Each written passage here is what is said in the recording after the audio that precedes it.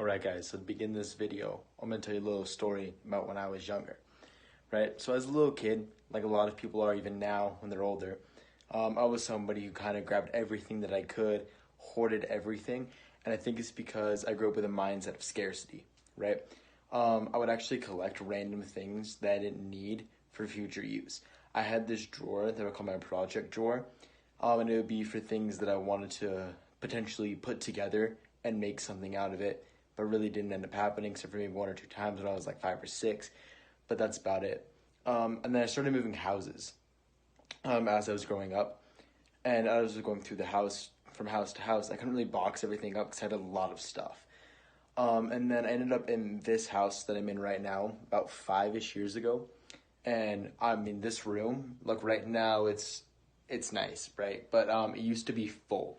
Everything from like corner to corner, wall to wall. I just had stuff piled up in my room. And I kind of realized that would be an issue. And it's really weird that I had all of these things in my room. See, the reason why it's weird that I had all these things is because throughout my entire childhood, I've always been someone who's been super organized. As a little kid, I would actually go into my parents' room and organize my mom's shoes. Kind of like how mine are right there, where they're next to each other. She was kind of throw them in, I'd organize them. I remember there was one time where I was at a family gathering. I don't remember what it was, but some family thing. And the chairs were kind of scawampus, I guess is the best word to use.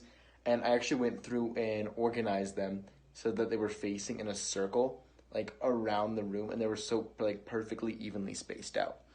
Another example, and just one more that I remember, is my grandma is a golfer, right? And she had a ton of those golf balls laying around all over, and I got them all and put them in this basket and made like a little circle pattern, just kind of organized them all together.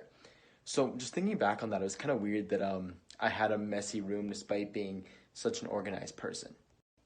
Yeah, so I went through all of that, and then fast forward to, I don't know, probably about 2-ish years ago, I started getting really, really into clothes. This is my closet right now. This is everything that I own clothes-wise. My suit's in the back on this side. But yeah, this is all everything I own. About 2-ish years ago, like literally from this point to about there, and then some space over here was just completely full of clothes. And I didn't always wear all of them. I didn't necessarily always cycle through them.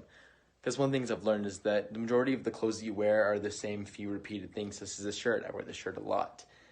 Yeah, so what I ended up doing is I went through all that whole process, that whole mindset and everything. And then fast forward a little bit more, maybe 6 months after that whole thing, that with the clothes or whatever, I mean, it was still a little bit of a mess. I discovered this thing called minimalism on YouTube. And there's some people on there that are really, really extreme with it. I'm talking like, I'm sure some of you have seen this if you've clicked on this video.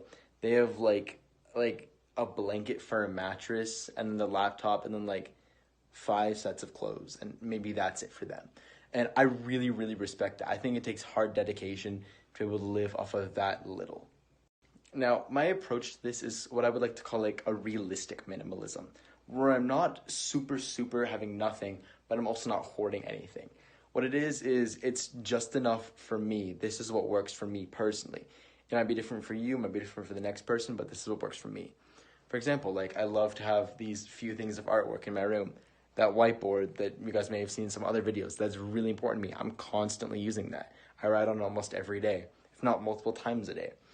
My books in my bookshelf. I like the design of having them on there. Actually, most of those I've read. There's a couple that I haven't read yet.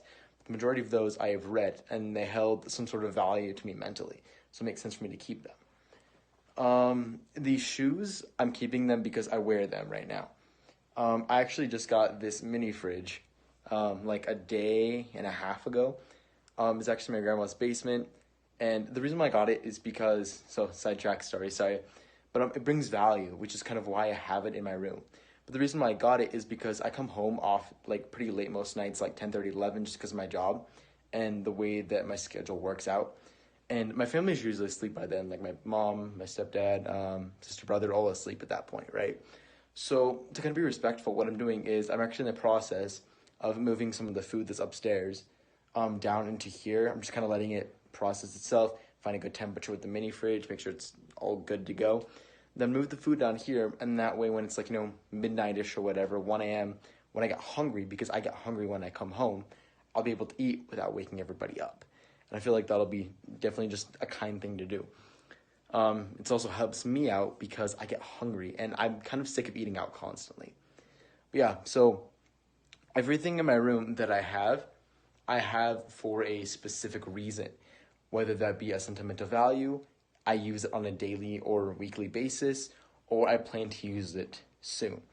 Like, for example, one of the things I don't use that, rarely is my aloe vera that I keep in my room. I haven't used it since last summer, and it's March now, but I can almost guarantee I'm going to need to use it this summer. And there's no reason for me to get rid of it when I've only used that much out of the whole bottle, right? That's one of those things that you can understand. I think I've been using a while that I would love to use soon is my longboard that I keep right here. I haven't used it in probably a few months. I'd love to get back out longboarding again, which I'm sure I'm going to do soon. I just haven't had a ton of time just because the way I've been setting up my priorities. But yeah, everything that's in my room has some sort of purpose, some sort of value that it brings to my life, which is why I have it. And I really encourage all of you that have clutter in your mind or in your room to really go through, kind of reassess everything that you have and just declutter everything, because it'll help you bring you more mental clarity. And as I'm sure some of you may have seen or have heard, is that decluttering your room is one of the best ways to kind of clear your mind and help you kind of reassess and help you declutter. Because declutter your room will help you declutter your mind. But see, I didn't want to live with just that much, but I also realized I had too much.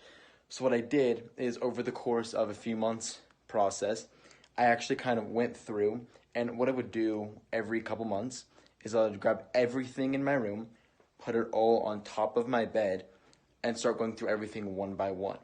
And I encourage everybody else to do this, because as I was going through it, I realized the majority of things I had, I didn't need, use, or have, it didn't bring any value to my life. Like, it's okay to keep stuff sentimental. Like this dog stuffed animal that I have. I keep that because my dad gave it to me when I was a little kid, right? It makes sense for me to keep it because that's some sort of sentimental value. Now, of course, there's a lot of stuff that did have some sentimental value that I got rid of because it wasn't high enough in my mental capacity. Like, it didn't deserve to have my mental thought. And on top of all of this, not everything I own is actually in my room.